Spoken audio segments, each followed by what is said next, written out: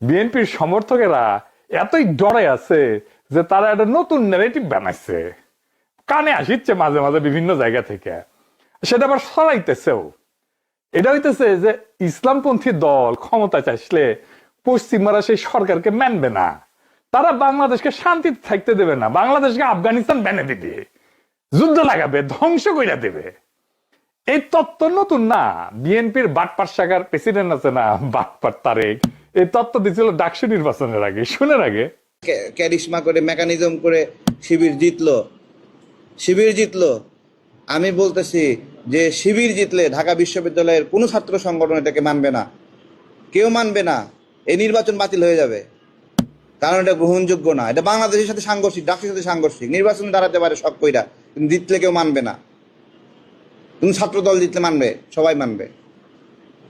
বিনিয়ামিন জিতলে সবাই মেনে নেবে, বাকির জিতলে মানবে, কারণ এরা হলো বাংলাদেশের পক্ষের শক্তি। কত বড় এদের হিম্মত, এরা বলে যে পাকিস্তানি সাদিক কায়েমকে ভোট দাও। তো এগুলো আমাদের স্মরণ রাখতে হবে। আমাদের অস্তিত্ব, আমাদের জন্ম, আমাদের স্বাধীনতা, এসব বিষয়ে খেয়াল রাখতে হবে। শুনিছেন?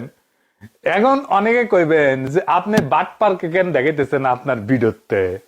ওই বাটপার তো পরিচিতি পাওয়া যাইতেছে। ও বাটপার যদি বিএনপির ন্যারেটিভ